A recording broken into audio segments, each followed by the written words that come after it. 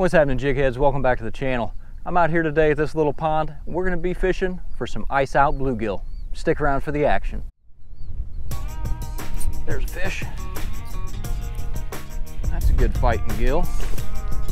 Oh yeah, that's a dandy of a bluegill, y'all.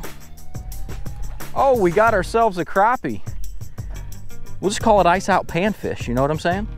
All right, y'all, here's what I'm gonna be using down here today. Well, first off, let me talk about conditions. We got sunny skies, we got a south wind, and I am fishing the northwest corner of this pond. I know this pond pretty well, so I know that deeper water is just to my right, coming up to some shallower water over here to my left. This south wind's going to be pushing the warmest water right into the corner that I'm fishing. So that's important. You want to fish those areas because you're going to find fish stacked up in the warmer water feeding, and going to have a little bit more success with that. What I'm going to be using, itty bitty hand-tied jig from Rocky Mountain Custom Jigs in a white, green, and chartreuse. Double jig rig under a float, and honestly, I've only got that set, guys, at about 2 foot deep. So I think that should do the trick. Get out here and see if we can't pop one real quick.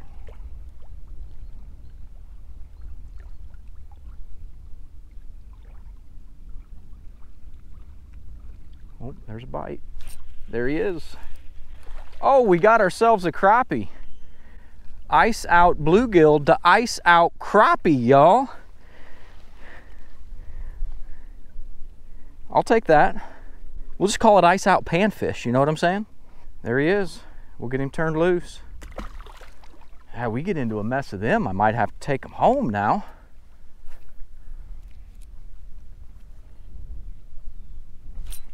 There's one. Now that's what we're actually looking for.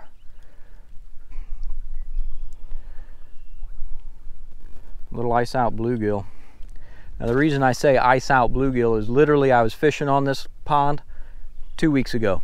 2 weeks ago there was 8 inches of ice on this pond, and just like that in Illinois, bipolar weather, I'm in a hoodie out here fishing today. There's a fish. Another little crappie. Man.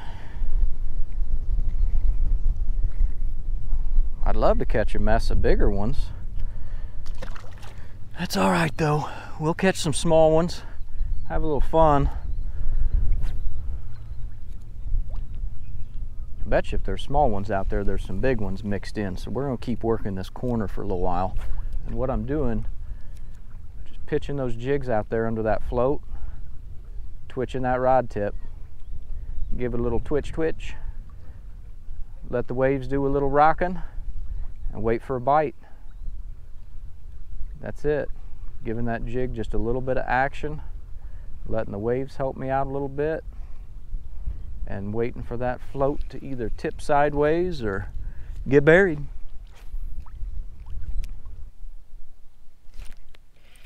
Kicked it sideways on me. That's a good crappie, y'all. That's a dang good crappie. Yeah, buddy. See, if we had a mess of them, we'd be in business. There it is, y'all. Check it out. Little ice out pan fishing action today. Hope you guys enjoyed today's episode. If you do, give it a thumbs up, and don't forget to hit that subscribe button while you're there. It's free, and I greatly appreciate it. Stick around for some more action. All right, we'll get down here and let this one go. But that's a pretty good sized crappie now, y'all. Check that out.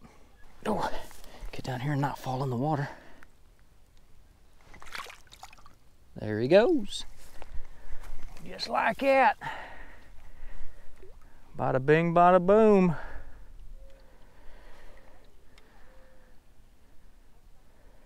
See, y'all, to me, it's not all about catching giants.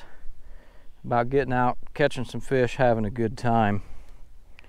So being able to locate fish early spring like this, I don't care what size they are. I'm just out here having a good time today and enjoying the fact that, by golly, I can find some fish 2 weeks after the ice thawed. You just can't beat that.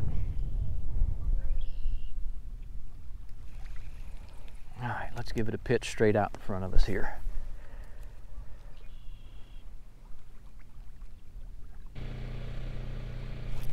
Oh, he was running with it. Must have been a small fish. We're gonna call it a small fish.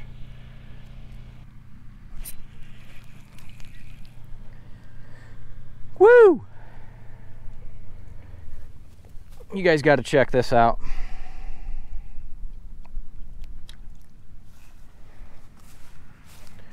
It's a lunker bass.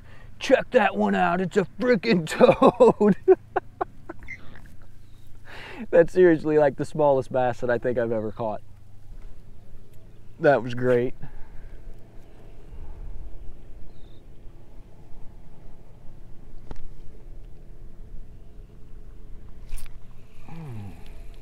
I'm getting some good bites out there.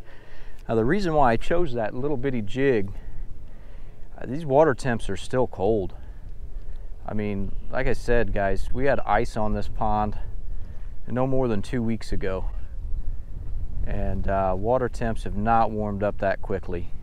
Even though we've had some warmer air temps, the water temps have not increased that much. Another small crappie. So these fish are still, they're hungry, but they're not going to chase a big bait.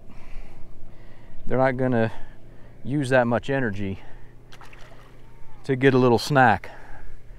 So you downsize and you give them the smallest snack possible. And these little jigs do that. That's a 1/80th ounce underneath a 1-inch pear float.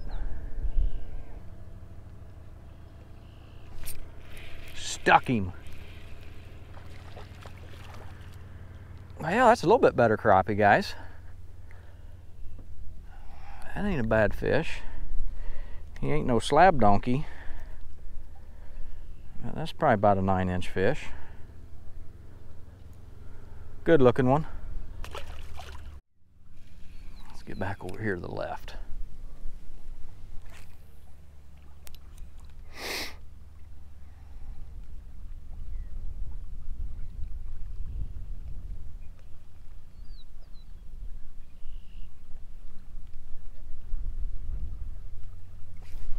There he is.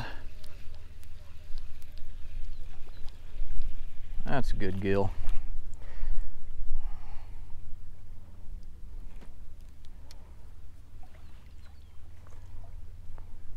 I think this dude ate freaking both of them. He did. Check that out. That gill literally ate both those jigs. There it is, guys. Nice gill. Fresh after the ice out. All right, let's see if we can pop us a couple more before we get out of here. There's one.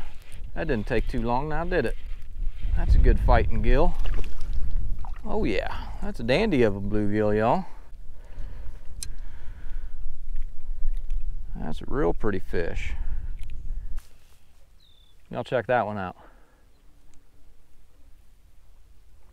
Nice quality fish. We'll get him turned loose.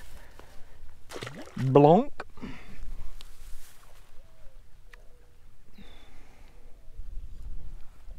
All right, I said a couple more, and we'll scoot out of here.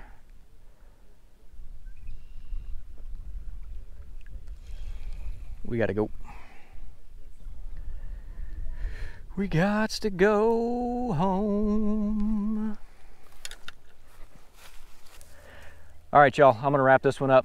Thank you guys for coming along with me today on this one. Had a great time out here catching some ice out bluegill, crappie, smaller fish, but I was glad I was able to find them. Hopefully some of those things that I discussed today help you out on your next trip.